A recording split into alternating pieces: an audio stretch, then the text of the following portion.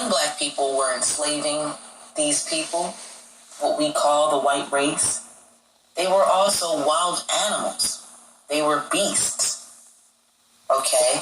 So they didn't just enslave them. They also taught them everything. And they civilized them. Wow. So the enslavement of black people, which came much later and lasted for a very short time, this was more like a retaliation enslavement. The subjugation of black people in America was in retaliation. Okay? So you have to understand the psychology behind it.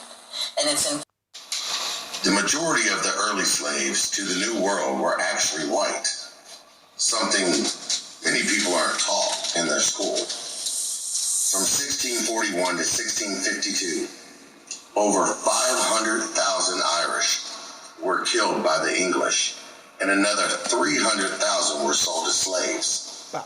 Ireland's population fell from about 1.5 million to 600,000, just in one single decade. Whether you were immigrants from generations back like my family that came from Ireland, and they immigrated. So when you're talking about Mexicans and aliens and immigration, no, we're the ones that came over here and immigrated first. And the Moors is the ones that let us come over here and use the resources.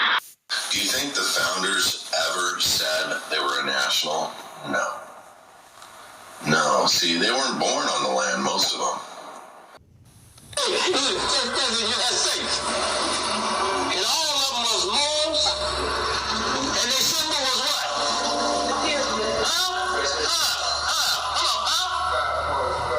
Come on. And the cherry tree.